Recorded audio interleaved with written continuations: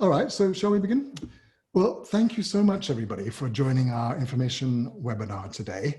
This is a chance to ask us anything at all about the IJ4EU program as we come to we're approaching the deadline for the second call of the year for our main grant scheme, which is the Investigation Support Scheme. And that deadline is coming up on the 4th of October, so a few weeks to go.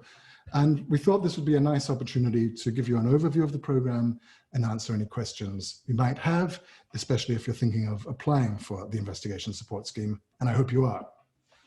I'm Timothy Large. I'm the IJ4EU Program Manager at the International Press Institute. IPI leads the consortium of organizations that manages the IJ4EU Fund. The other two organizations are the European Centre for Press and Media Freedom, ECPMF, and you can see on the screen Andreas Lamm, the Deputy Managing Director of ECPMF. And the other organization is the European Journalism Centre, the EJC. And we do have lurking in the shadows, lurking without her camera off, Zlatina Sidorova, who is part of this program, but she's not on camera just because the main grant scheme that the EJC runs is currently not open for applications. It's had its one and only call for the year. That's the Freelancer Support Scheme. But she is available if any questions come up about that, or if we need to bring her in, we can turn on her camera at any time and include her. So welcome to both of you, and welcome to all of the attendees. Thank you very much for coming today. Let me just kick off. Oh, and also let me mention that please feel free to put into the chat any questions you might have. We'll get to them as soon as we've done a brief overview. And we can also turn on cameras, turn on microphones, should you so wish to elaborate, but putting a question in the chat is probably a good way to start. Okay, so as you probably have a pretty good idea by now, the IJ4EU program is all about supporting cross-border collaborative journalism in Europe. And the key words there are really cross-border and collaborative. We really do believe in the power of journalists coming together to work on ambitious stories that straddle frontiers. And in doing so, we hope to make journalists a little bit more resilient in these times of trouble. It's never been harder to do these kinds of stories. They take a lot of money, they take a lot of time, they take a lot of resources, they take a commitment from editors, they take a certain amount of risk. So we're here to try to provide support to allow journalists to better cover these kind of big transnational subjects that are so difficult to do. And we hope that in the process, we will inspire, or you will inspire, public debate and restore to some extent trust in the fourth estate, the media, which has in some ways never been so low in recent years. And maybe that could even help strengthen democracy. That's kind of the big goal, if we can hope for that. So we're in the third year now. IJ4EU kicked off in 2018 with a pilot program in which we allocated something like 350,000 euros to support 12 cross-border investigations. Then it came back in 2020 with a much bigger program. In 2020 and 2021, we gave out 1.07 million in grant funding to support almost 300 journalists based in 47 countries. So that's every EU member state, plus every EU candidate country and a bunch of other countries.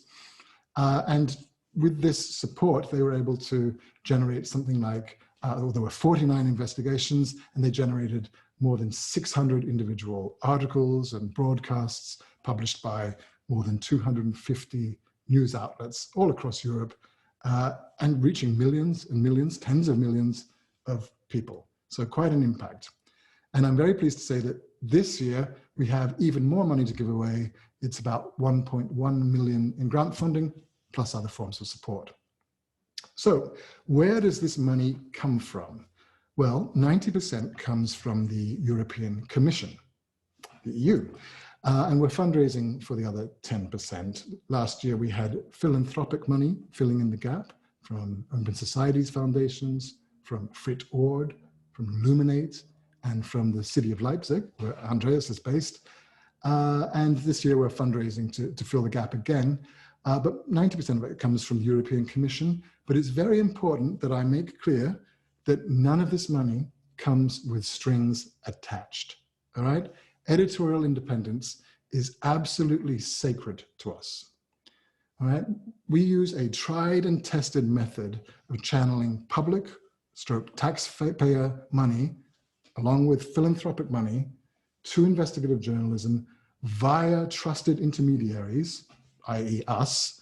We are the intermediate organizations that manage the program, with a clear firewall between the donors on the one hand and you, the grantees, on the other hand.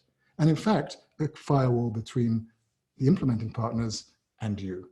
So nobody's going to tell you what to write about or how to do anything. We're simply here to support, okay? We believe that we can create an environment in which investigative journalism can thrive independently, but with a certain amount of support. And some of that support, of course, is money. And I suppose the main reason you're here today is to hear about how you can get hold of some of this money, these rather large grants that are part of the Investigation Support Scheme. So I should just preface this by saying that this year we have two main grant schemes. I mentioned already the Freelancer Support Scheme, which is now closed, run by the European Journalism Centre. That was purely for freelance teams, only comprising freelance journalists, and it came with grants, but also other layers of support, such as mentoring, training, networking opportunities, that kind of thing. The Investigation Support Scheme, on the other hand, is mainly about giving cash to let you get on and do it, larger grants, less support, although as you'll hear on this webinar, there are plenty of ways that we can support you through legal help and through networking and so on as well. So Andreas will talk about some of that in a minute, I think. So this year, under the current scheme, the Investigation Support Scheme, we have around 835,000 euros to give away. Half of that is already accounted for. Last month, an independent jury chose 14 projects for funding. They gave about 420,000 euros. You can see the projects on the IJ4EU website. That's IJ4EU.net, at least a summary of those projects. And that leaves about half of the pot available now for the current call. So around 415,000 euros, something like that. So again, I would expect the jury to choose something between, I don't know, 13, 14, 15, or 16 projects, something like that, depending on the sizes of the grants asked for. So let's talk about who's eligible and how you can apply. And let's begin with geographical eligibility, because this is the one that's a little confusing. It's just changed slightly. And I'm going to, if I may, bring up a little slide just to share. How do I do this? Share screen. It's easier to just show it visually. And then we share from, here we go, play from the start. Okay, so as I said before, the keywords here are cross-border, so you won't be surprised to hear that your projects need to be carried out by teams of journalists based in at least 2 different countries. And those countries should be in the EU, because it's primarily funded by the European Commission. There is an exception to this rule. It's an exception that will end as of the end of this call. This is the last year for this exception, and that is for British news organizations and British journalists. Until now, Britain has been treated, in terms of the grants, it's been treated as equivalent to an EU member state. Despite Brexit, despite the fact that it's left Europe, it is still, for our purposes, considered equal. The reason for that has to do with budget. The money for this current program comes from the last multi-annual budget, which Britain paid into, so British journalists can still benefit, which is great news for them, but this is very much the last time that will happen. Now, last year, if you were from an official EU candidate country, you were also considered on equal terms with your counterparts in EU member states. But the rules have changed slightly this year. So we still welcome you. We want very much to have our participants from candidate countries, but you do need to be part of a cross-border team that has members in at least 2 EU member states, or again, at least 1 EU member state and Britain. Okay, so we welcome you, but it's a little bit harder than it was last year. And the same is sort of true for people from other parts of the world. We also welcome journalists from third countries elsewhere, whether it's Brazil, whether it's Ukraine, wherever, Russia, it doesn't matter. But again, you must be part of that kind of configuration, a team that fits the basic eligibility criteria. And also your participation in the story and the story itself should be directly relevant to EU audiences. All right, so there needs to be a kind of logic to your third country participation. So you could have, for example, a team. In fact, we had an example of this recently. We published, or they published, a project looking at underreported civilian casualties of a European war in Africa, in the Sahel, and there was reporting done from Mali. But obviously it was directly relevant to EU audiences because EU taxpayers were funding it. Okay, so that's to give you an idea of that. Let me stop sharing my screen and say that once you've got that kind of geographical eligibility down, the question is, what kind of teams should you be? And the answer is, for the investigation support scheme, you can be any kind of team, all right? Last round, they had to have a kind of newsroom element. The reason for that was that we encouraged all freelancer teams to go to the freelancer support scheme. The freelancer support scheme now is closed, so any kind of teams can apply. So you could be a newsroom cooperating with other newsrooms, you could be a group of freelancers, you could be any configuration of team members you like, all right? It really doesn't matter. And just as a point of interest, I thought I might give you some examples of team configurations. These were identified in an independent evaluation of last year's IJ4EU program. They analyzed all of the projects that were produced with funding from IJ4EU, and they identified four main types of collaboration, four collaborative models, if you like, that tended to benefit from IJ4EU support, and this might give you an idea of how your team could be constructed. So the first type they identified was what they called the mainstream media-led model. So you might have a big broadcaster or a mainstream newspaper, and they essentially would do all the organizing, come up with a plan, recruit other partners, but basically drive the project. So we had quite a few of those. Then there was the multi-networked model. This is where you have hubs of journalists working for different media organizations, including mainstream ones and smaller ones. And they would basically create a team of investigators who were given specific tasks for the project. So we'll do this, okay, you do that over there, you do this, and we'll come together as a kind of multi-network. And then there was the grassroots model. Typically, you'd have a group of freelancers who got together and say, let's create an investigative project from scratch, and let's recruit the people we need in the countries covered by the investigation. And there were quite a few examples of that last year with really good effect. And finally, there was what they called the investigation service model. And this is where you have investigative journalism groups that are registered as charities or as NGOs, but they specialize in investigative journalism, and several of them coming together to work on collaborative projects, often with media outlets in the mix.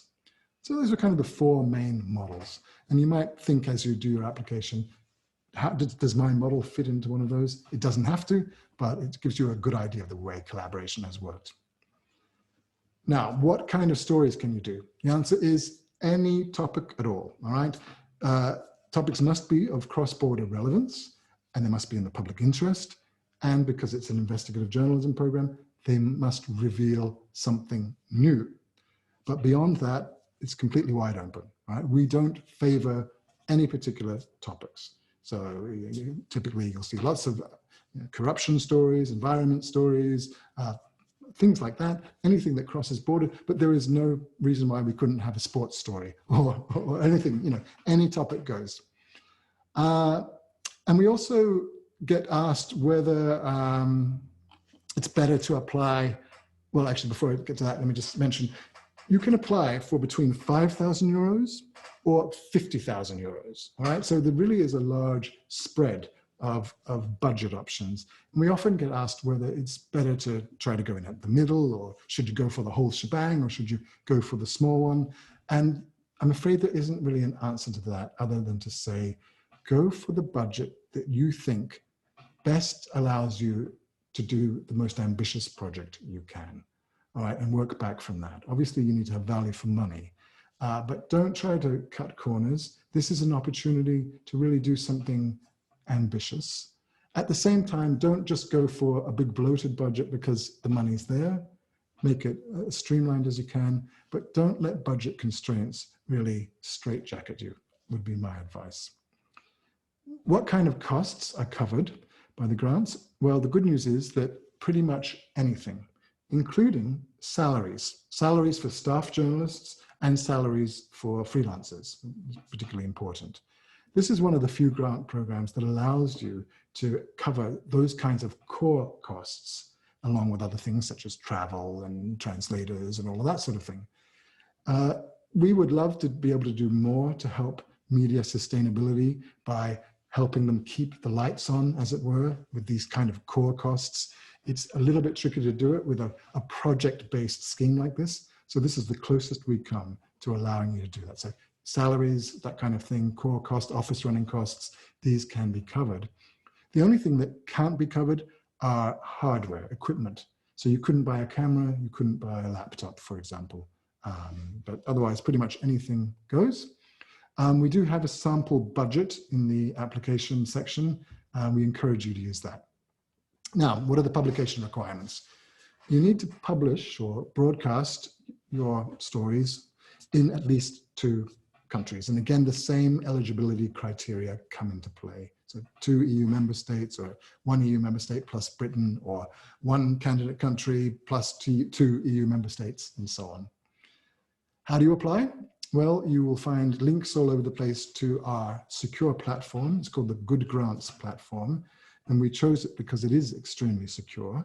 And I can tell you now that no data will leave this platform. So if you're worried about putting sensitive data, because a lot of the information could be sensitive regarding investigations, don't worry about that leaking out. The jury members who judge the projects will do all of that judging on the platform. Nothing will ever leave there. So please have confidence in this platform. You can go in, create an account. The way it works is you need to appoint a lead applicant. The lead applicant can be a person or it can be an organization, but somebody obviously needs to do the work. You create an account and you can start to have a look at the different sections in the form there and come back over time and finesse your application. It's not very long, it's pretty basic, but it does require some thought. The kinds of sections you'll see are describe your team, describe your project, explain why it's new and relevant. And I would say that's a particularly important part of it. Right?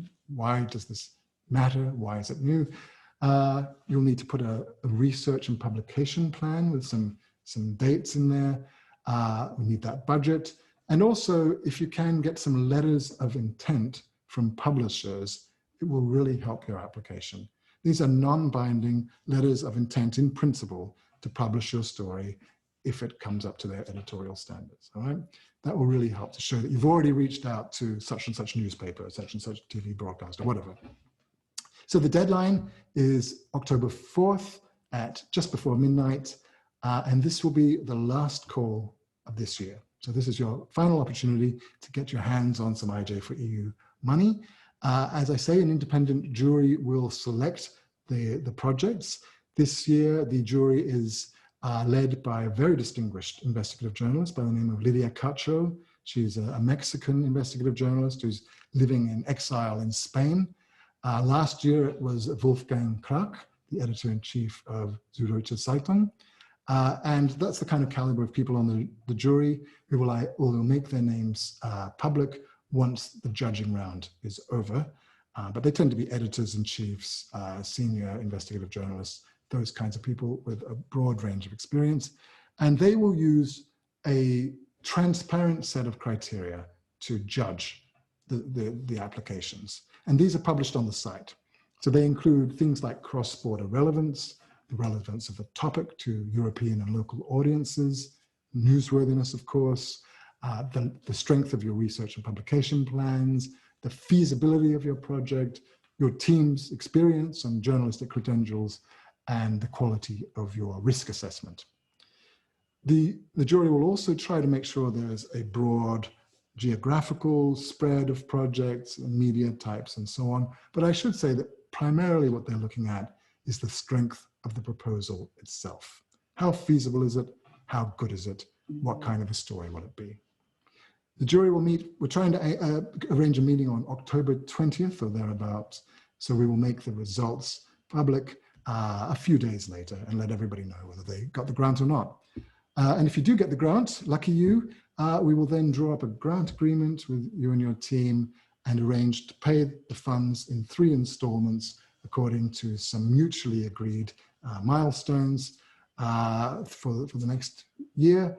And that's pretty much it. Then you just get on with it and do it. And we stand by with other forms of support, editorial, logistical, to legal, which is a good segue for me to hand over to Andreas to tell you about some of those other forms of support, which are spearheaded by the European Centre for Press and Media Freedom. So over to you, Andreas. Thank you, Tim, also for the amazing introduction and the summary of all the needs and requirements for applying for the second round for the investigative grant. I think what ECPMF is also supporting the IJ4EU project is a few different parts. Already mentioned the legal support grant, where I will come to a little bit later, but first of all, I think that might be also something which is really interesting for the participants also to share with others, because normally investigative journalists do not start with the IJ4EU project in the first time. They have already some investigations done in previous years, so they have experiences. And therefore, I think it's also a good chance to showcase the work of the previous year. In our conference, we are planning to host at the end of the project, this means beginning of April, the Uncovered conference, which takes place this year, hopefully, again in person, or at least with a lot of people in Berlin again. So this is a great place to meet each other after investigations, to find out new networks, to meet new friends, to start new investigations for hopefully a new IJ4EU project, which will come up hopefully also in the next year. And this is definitely one of the places. But also we decided also not only to showcase previous project in the conference, which takes place in April, but also we would like to honor also other projects which already have been published. It doesn't matter if it's a project which was funded by IJ4EU or if it's another investigative cross-border project which was published in the previous year. We give you the chance to apply for the Impact Award. This is, I think, a unique prize for especially this kind of investigation of working together as teams across Europe and working on really hot topics. In the previous year, the winner of this project, just to name you a few, was Lost in Europe, the Daphne project, Fraud Factory, and Troika Landromat. So I think probably everyone or most of you heard about this project. You find all the information also on the IJ4EU website, and I think it gives a good overview that also this jury have chosen really strong and really impactful projects and researchers, and honored them a second time. And it's not just that you get an award, but also this award is bound to a little budget. This means if you're winning this prize, you will receive 5,000 euros of funding for further project. This means you can do this and start the next project, even if IJ4EU haven't started so far. I think it's also a good opportunity to meet other people outside of the community, because I think the target of this conference is bringing people together. On the one hand, the journalists. So we would like to have something like a more practical part where people can meet and kind of talks to the project which we present there, and also in the way how you meet people outside of the community, political parties, also just normal people on the street who are invited. So the first time we did this, also after the first project in 2018, as Tim already mentioned, It was a really successful conference with a lot of people joining up from all over Europe. I think it was really interesting to meet all the different people and had the talk with them together. Which brings me now in the next point to the support offers, which are connected to the IJ4EU project. And therefore, I would like to share with you a few slides. And this shows you, should give you a little bit the inside information about what can happen beside the normal project. The legal and practical support ECPMF can give you is funded by two different kind of projects. One is part of the IJ4EU project. The other one is a kind of partnering project also funded by the EU, which is a media freedom rapid response mechanism. But first of all, it goes about the legal support you can receive during this project. In general, there you will find, if you have a look in the sample budget, there is already a budget line foreseen, or you should include this, which is for legal editing, for legal fact checking and everything else, what you normally do before you publish your investigative story. But in case something unforeseen shows up, like you need to go to court because you need some documents and this was not included beforehand, or you got sued because of a publication, the investigation, the first publication round.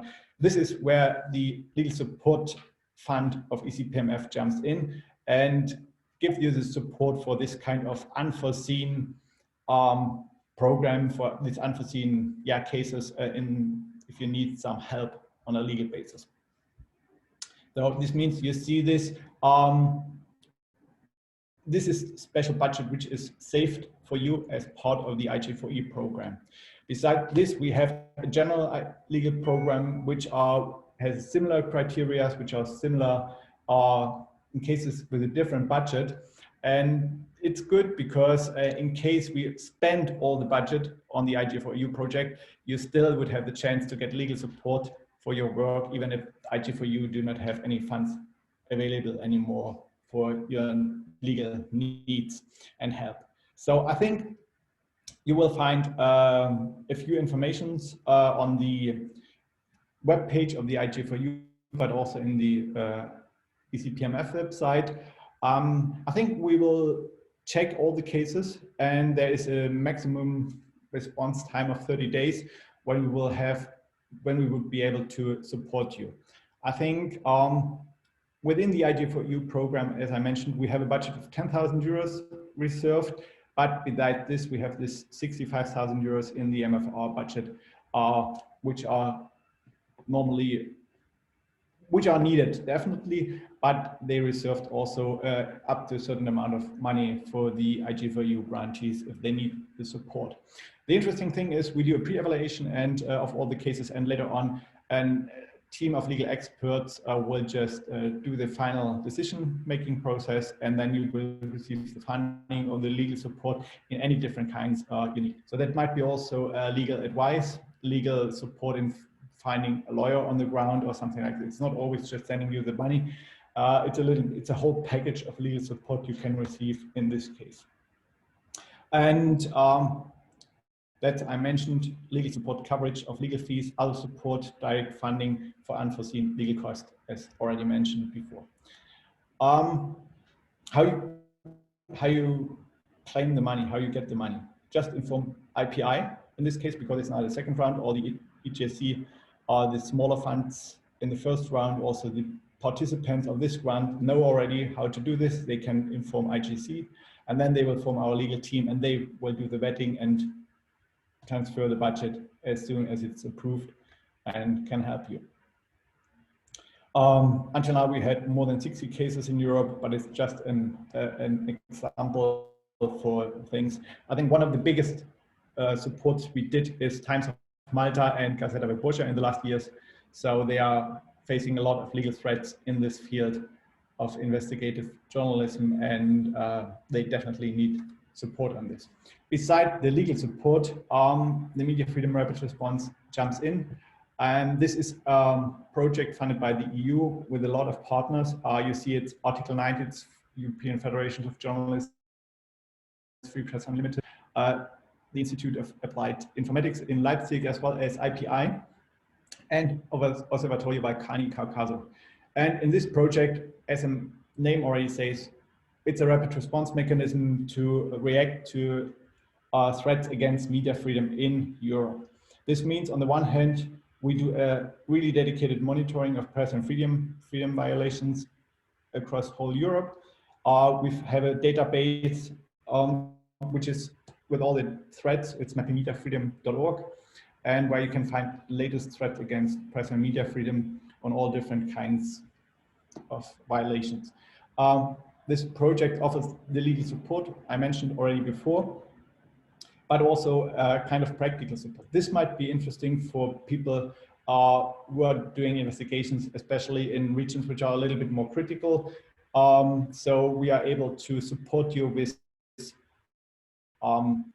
technical equipment in a case something gets broken. I think Tim mentioned already that the IJ4EU is not able to support you in a way if you need equipment or stuff like this. And also MFR is not able to do this, but in case during your investigation, your camera, your laptop get broken because someone destroyed it or got stolen, then you could apply via Media Freedom Rapid Response for support for this, and you would get the funding, the money to buy new equipment and can continue with your work. So I think that's always good things. And also medical assistance is included. So psychological support we can offer. We can also support family support in case after you did an investigation, you got threatened through someone. And this is where the Media Freedom Rapid Response jumps in. The funding time is similar to the IJ4EU, but hopefully also we can continue with our program, because I think it's definitely needed to have a program like this to react to threats against media freedom and threats to journalists in Europe and candidate countries.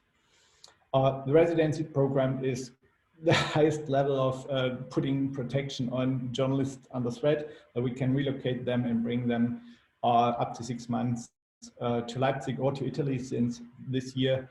So I think it's also a good way to have a rest if the pressure becomes too high after an investigation or yeah, your general work. So this means also you can spread this word, get this information out to someone else. And yeah, I think this is really important.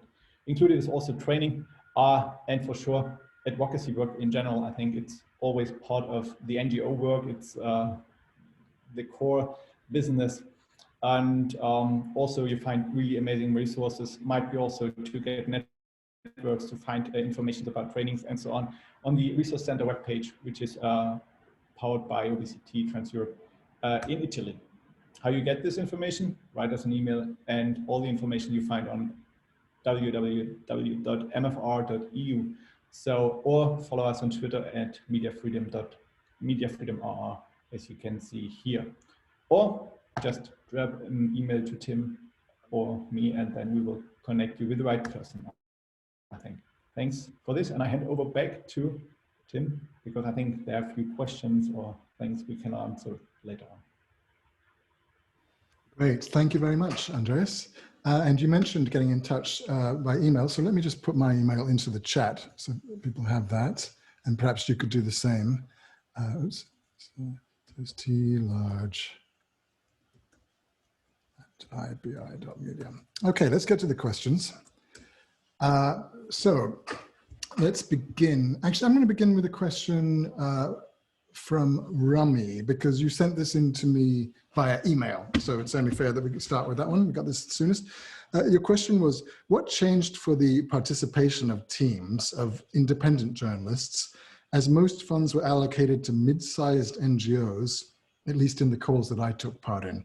So if I understand correctly, you're suggesting that something may have changed in the eligibility criteria or something, or you seem to have observed that in the awarding of grants, quite a lot of the awarding of grants went to NGOs rather than journalists. That's what I understand your question to mean.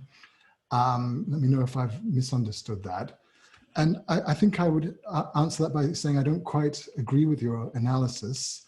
I looked back on all of the projects that were funded over the last 2 rounds, last year, And there were indeed some NGOs that received funding, and they were of this type of investigative service NGO that I mentioned, as investigative journalism organizations, such as Ostro in Slovenia, Reporters Foundation in Poland, these kinds of investigative journalist NGOs that are committed to, as non-profits, to producing investigative journalism. They were part of some teams, about 6 or 7, but other than that, it tended to be either freelance journalist teams or media outlets of all sizes, large and small.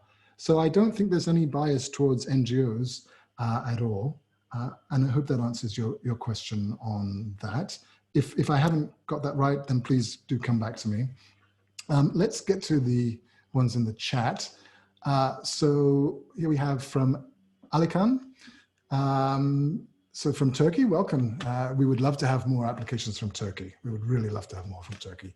That is a country we have not had representation as much as I would have liked. So you have 2 questions. The first one is, can we apply with 2 different partner projects at the same time? And the answer is yes, you can. There is no limit to the number of projects you can apply with at any one time. So that is absolutely fine. And the other one is, can 2 of the research partners be 2 countries, for example, Turkey or Serbia, that are not members of the European Union, even if the main thrust of the story is to cover EU problems? So could you have the team comprised of journalists in Serbia and Turkey reporting on Brussels issues or something happening in Bulgaria or something like that? Well, the answer is, from a story point of view, no problem. But from a team point of view, there would be an eligibility problem. You would still need to meet that basic geographical eligibility criteria, which means you would have to have, as part of your reporting team, at least 1 journalist or news organization in at least 2 EU member states or 1 EU member state plus Britain. So I hope that's clear. We have a question from Dejan. Thank you very much, from Serbia. Again, we'd love to have more applications from Serbia as well. 3 questions. Can a project or topic that was not successful in the last round of the freelancer support scheme apply for this call? And the answer is yes, absolutely. You could simply resubmit the application as it was for this call, no problem. You can tweak it, improve it, whatever you like, but that is not a problem. And if so, can a team of colleagues from that project also apply for this grant? Absolutely, yes, can. And can we apply for 2 projects as 1 team? Again, the answer is yes, you can. As you'll see, there are not too many rules here. Basically, our message is, go crazy. Apply as much as you like, as many projects as you like, as many team configurations as you like. The independent jury will then make a decision based on the quality of those projects. Okay, a question from Ernst. How can I find a co-producer or a co-partner elsewhere within Europe and outside the EU, and how to get in contact? So if I understand your question, Ernst, I believe you're asking, is there some way that we can help you find collaboration partners, either in the EU or outside of the EU? Is there some way that you could come up with an idea, but maybe not have the other side of the equation, the partner in place? Can we help with that? And the answer is there's no formal mechanism for that. We don't offer any kind of matchmaking service, but we are available on an informal level to try to help you, possibly. So you're always welcome to contact me, and I can, respond to your question and maybe see if we can, suggest some people that I can ask around. But it would be informal advice and sort of connection making at best, with no guarantees. Okay, I hope that helps. So again, how to get in contact? Well, you're welcome to get in contact with me. And I put my email there. Rumi, please get in touch for partners in countries, at least with, okay, great. So you're already doing some matchmaking there. I hope that's successful. Well done. And here we have a question to Andreas, also from Rumi. What is the email to ask to be included as a trainer? And you've answered that. Well done. I don't think I need to go over that. Anna. Now, Anna, I believe you may be a grantee from the last round as well. So nice to see you on the call, unless I'm mistaking you with another Anna. If we already got funding for one project from IJ4EU, will we be eligible for another funding to continue the project? Good question. So yeah, now I understand why you're asking it. So you've already been awarded under round one. Can you go for a second chunk of funding for round two? We actually don't have a rule on that. So I think the answer is yes. There's nothing to stop you. You would need to make a strong case to the jury why they should pour more scarce money into a project that's already up and running. So it might be because it really, you develop the story, it takes a major turn, it really builds on it in a compelling way that they simply can't refuse. So, you know, to be honest with you, I think there's a chance the jury might want to spread the riches around a bit, and they might be slightly hesitant about refunding a project already being funded, as it were. But on the other hand, if your case is compelling, why not? So I think it's worth a try, and there's certainly nothing to stop you trying. Okay, Andrew, welcome. Can you put up your email address again, please? I don't see it in the chat. I will put it in just a second. What is the relation of IJ4EU program to Journalism Fund.eu cross-border program, and why the emphasis on cross-border? Well, good question. Well, we are not, we know Journalism Fund very well, and we're part of the same ecosystem. We are not in partnership with them. So we are doing a similar thing, but I suppose you might say in a way we're rivals. Rivals in the best sense of the word. We're all trying to achieve the same goal here, which is to fund cross-border investigative journalism. It's worth saying that last year, quite a few projects were co-funded by us and by them. And we have no problem at all with such co-funding. But our relationship is not a formal one with them. And why the emphasis on cross-border? Well, that's a very good question. It's really a recognition that in our world today stories are increasingly transnational, whether you like it or not. Flow of money, environmental impacts, the effects of corruption, all of these kinds of things are essentially, they transcend borders. And yet reporting on them in a way that isn't just superficial foreign coverage, so we say, reporting on them in a systematic way is very challenging for all the reasons. This is as I said, this is a type of journalism that is difficult to do and time consuming to do and expensive to do at a time when media organizations are under more pressure than ever, financially and other forms of pressure. So it seems like a good place to put attention, promoting cross-border investigative journalism as a kind of public good, it's a public service, and you know, that's the kind of world we live in. So that's the reason, that's the rationale for that. Okay, Andreas, thank you for advertising the Uncovered conference there, the registration on the website. And another question from Rami. Don't have my mic on for some reason. Yes, I'm happy to see if I can figure out how to turn your mic on. So we can get this right. So let me see how I do that. Go to participants, find you here. Let's see, where are you?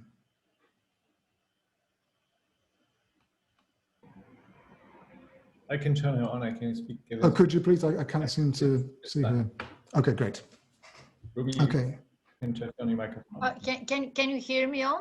Yes, we can, yes. Oh, great, okay. First of all, thank you for this briefing. So I think we are kind of crossing communication here a little bit. I have briefly looked at the latest list of the awarded projects, especially for freelancers. And I just want to clarify that half of the projects are about green projects, and they sound like research projects, not like even journalistic stories. So there is a very big difference between what you have awarded and from what you have put out as an investment in freelance investigative journalism. At least half of the project, especially all those on green subjects, they certainly don't sound like, and they're not structured as presented as investigative projects. There is one at the bottom, which is about the podcast, and it has something to do with COVID, the inoculist. I think it was called, that's a very good example of what I was hoping you will be awarding. And I have actually been a team leader of 2 projects between Britain and Bulgaria. And unfortunately, both projects, also according to team's words, were good. They were not awarded anything. And yeah, maybe we weren't lucky, maybe we weren't good enough, but we certainly offered an investigative journalistic project.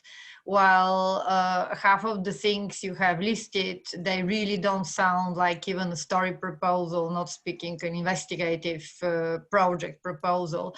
And that's what really puzzles me. So I personally feel not particularly certain about applying any further because I simply can't afford putting the time to apply for something in which obviously the criteria are not either clear or applied in a way which is, to me, is not particularly understandable.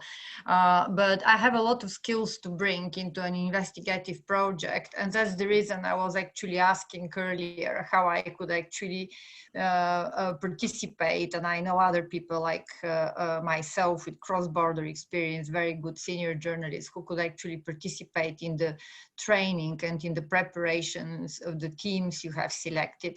So if you could answer, especially to the second question, I'll be very grateful. Sure. Well, thank you very much, Romy. Now I see exactly what you're getting at. I have to say that I really strongly disagree with your analysis. I really don't think that that's an accurate picture of the situation. And I would ask you to judge the results of the investigations rather than the one-line, very generic descriptions that are put out when the teams are awarded. So I think what you were referring to, and you mentioned seeing descriptions in a list, was the announcement the other day of the Freelancer Support Scheme projects that were just awarded by an independent jury. And a few days before that, we of course announced the first round of Investigation Support Scheme projects. Now, because these projects are they haven't been published yet, they're about to launch, they're about to start them, we obviously don't want to give anything away. So we describe them in very generic terms, extremely vaguely, in a way that really doesn't go at all into the ins and outs of the investigation for security reasons and also just so as not to give the story away. But once the projects are done, you'll find on the IJ4EU website a section called Projects, and there you will find summaries of the actual work that was done, including links to every single story that they have published so far, and some notes on the impact of the story.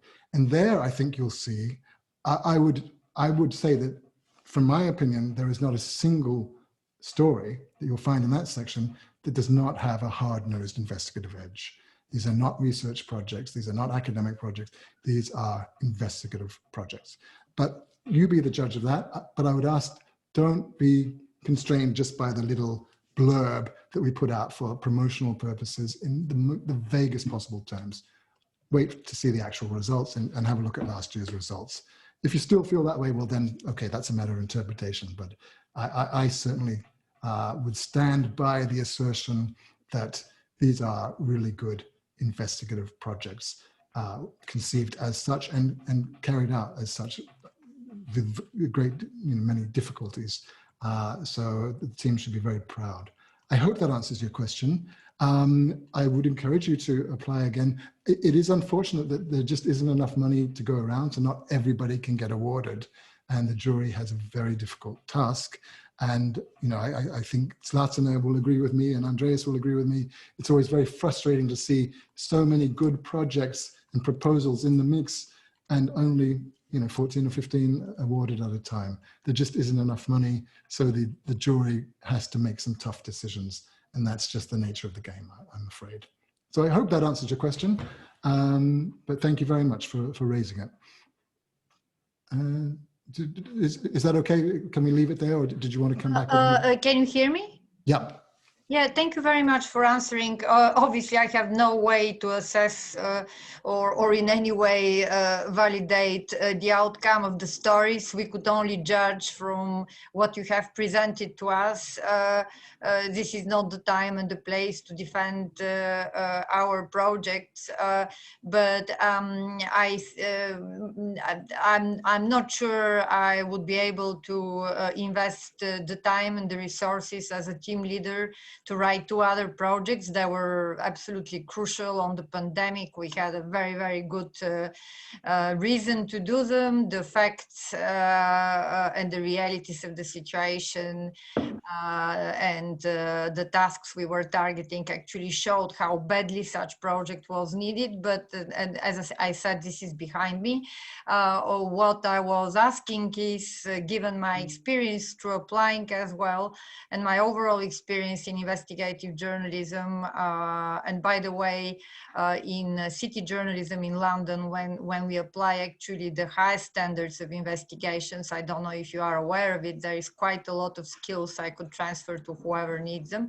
I'm asking, it's still not clear to me how I could actually apply to be one of your trainers, because that's where I think I could actually help in your program, if I could at all. Okay, all right. Well, thank you so much. I think that's a conversation to have offline, and probably a conversation to have with Zlatina from the European Journalism Center. Latina, yeah. All I wanted is the contact, because. Okay. Well, perhaps Latina, if you'd be so kind as to put your email. If you just send an email, because we are all very busy. I'm sure Zlatina will do that. Thank you so much. Thank you. All right. Thanks, Remy. Okay, let's get to some other questions here. Christina, should we focus on 10,000 grant, or just write any realistic cost planned, also over 10,000, hoping to be funded by both grant givers? I'm not sure I understand what you mean by both grant givers.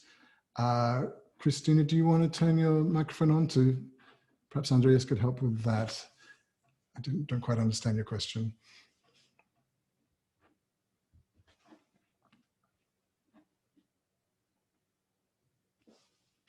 Christina, could you just shortly raise your hand, and I find you faster in the... Yeah, perfect.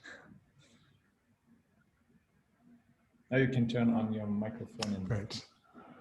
Yeah, you presented before that the budget is composed by 10,000 from IJ4EU, and then 64,000 or 65,000 by MFRR. So I mean, does it mean for us that we focus on this 10,000 by you, or actually we can try to ask for more money anyway? Thanks, Christine. I think there's a misunderstanding. The 10,000 euros is not a grant. The 10,000 is the budget for the legal contingency fund, which Andreas's organization, the ECPMF, runs. And the other figure, the 650,000 or whatever it was, 650, I think, that is for the Media Freedom Rapid Response Mechanism, providing even more legal support. So this is totally separate from the grants. You can apply for a grant of up to 50,000 euros. Okay, between 5,000 and 50,000 for the grant. But then should you, having got the grant, done your investigation, if you have legal needs, then this other money is available to you. So if it's a small amount of money, there's that 10,000 pot. If it's a larger amount of money, there's another mechanism available to you. Okay, so the smallest, like the normal amount to start with, because it's the first time we would apply, would it be around 10,000 or something bigger? Are you talking about the amount of money to apply to do your investigative project? Yeah, exactly. It can be any sum between 5,000 and 50,000. It's really, it depends so on. Just like that. Mm-hmm, yeah, it depends on the ambition of the project. I see. Thank you. You're very welcome. Thank you for your question. Okay, here's one from Camilla. Hi there. Can the investigation component cover stories that are somehow transparent, i.e. people don't see it as a real problem, transborder social issue? I know I asked for that already, but our team see the real need to cover such stories rather than investigating some big topics. Well, I don't really know how to answer that question. I think it really depends on how you present your proposal. There is no topic that is off limits. So if it's a problem, an underreported problem that is not well known, some sort of a transborder social issue, I'm sure it will be interesting to the jury. They don't have to be kind of big crime and corruption stories. They don't have to be, those kinds of, think, Watergate, think the Ibiza affair. They don't have to be, Lux leaks, those kinds of typical investigative stories. They can be social issues. They can be, things like that. It really is about how you conceive of the idea and present it in a compelling way. I hope that answers your question. It's basically, anything goes, but it's up to you to make it compelling and convince the jury that it will be of interest to audiences, that it matters for them, that there is a so what, okay? All right, Marco from Belgium. Is it possible to investigate a subject from another country in which the participating journalists are based? So a journalist in Belgium investigating a subject from France and another in Berlin investigating in Italy. Absolutely, yes, that is no problem at all. You can travel. You don't have to be just working on the country in the country in which you are based. So that's absolutely fine. Magdalena, thank you for joining.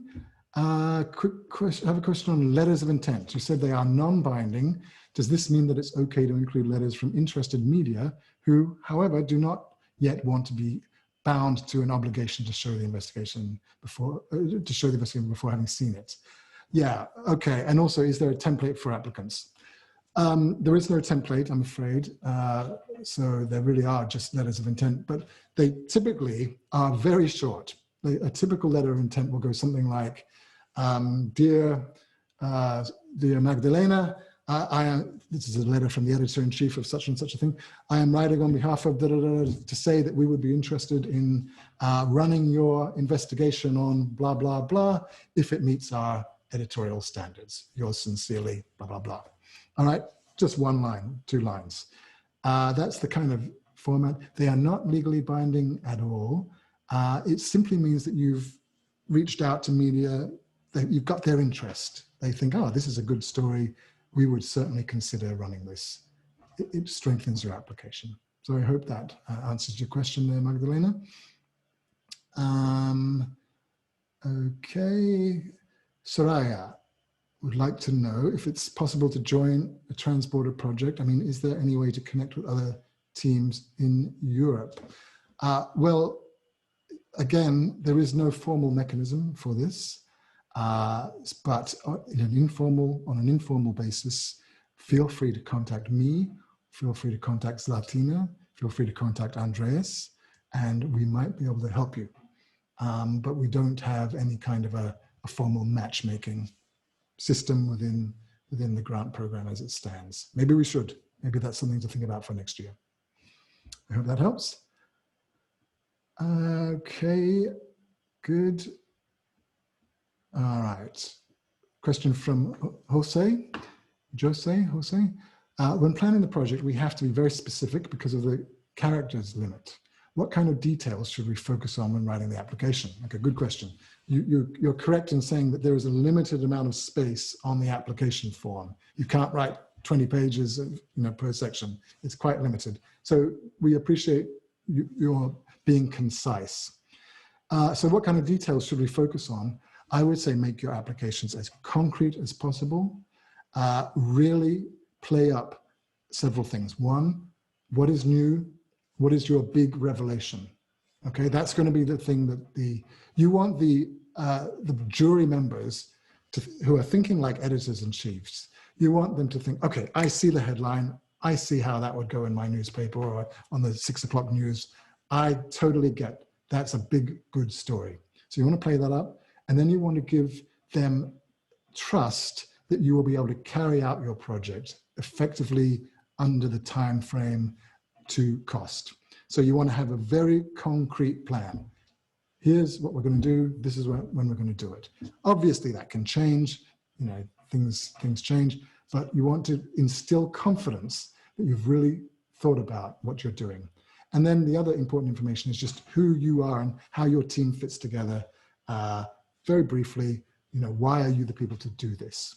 So I think that most applications can be very strong without using a lot of words. It's a matter of just focusing on those key areas of what's new, why does it matter, how are we going to do it, what's the result going to be.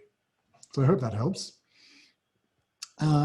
Andrew, can you say how many applications you receive in a typical round? Sure. Let's see now. In the last round, we received around 60. The year before that, we were typically receiving over 100.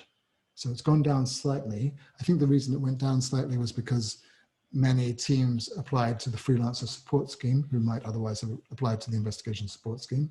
So the competition is quite stiff. I would say we would expect 50, 60 applications at least to be in the mix. And you know, you can do the maths of what percentage of those get funded. Well, if only 15 or so get funded, you know, quite a few are rejected. But that it is competitive.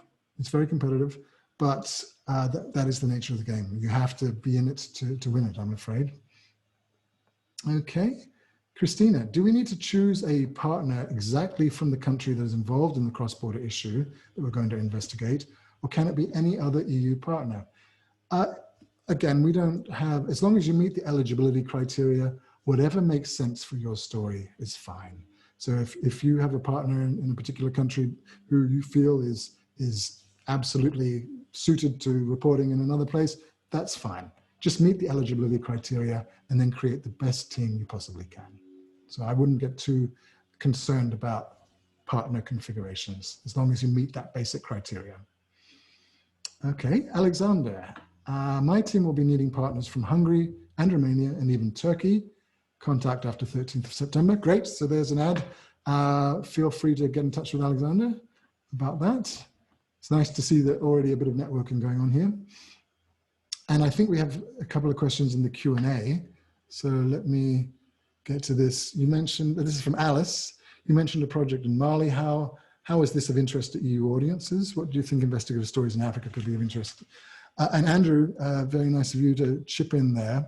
I can say that project on the Sahel, on the conflict in the Sahel, was of great interest to EU audiences. And I think we've had other examples of projects where the epicenter of the story idea is outside of the European Union, yet the resonance is very much within the European Union. We've had other stories focused on Africa, particularly when it comes to migration and asylum, and we've had Ukraine, things like that. So, and Russia as well. So, I mean, in terms of your question, Alice, Africa is, typically it's a bit of a hard sell to get African-related stories resonating with the public in Europe, but it's certainly not impossible, and that was a good example. I would encourage you to have a look at it in the project section. It's called Europe's Quicksand War, and you'll see just how that did resonate, and I see other people are chipping in there on that. Soraya, I would like to know if it is possible to join a transporter project. Okay, I think we've already answered that. Great. Okay. All right, so are there any more questions or anything that I've missed? I think other than that, we have quite a few people sort of reaching out saying they need this and that, which is great to see. I hope this has been useful. I'll put my email again in case you missed it, tlarge@ipi.media. So feel free to contact me at any time. So feel free to contact Andreas or Zlatina. Zlatina, I don't want to put you on the spot, but if there's anything you'd like to say, you're welcome to chip in now. Otherwise, I think we've come to the end of our hour and we can probably wind it up there. Does anybody have anything else they'd like to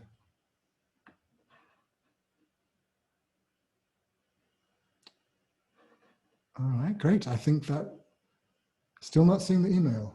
Oh, wonder why that's not. I'm putting it in the thing. I don't know why it's not showing up. Let's try it again. So that's going to all panelists. Does anybody see that? Yeah, it's T-large, L-A-R-G-E, @ipi.media.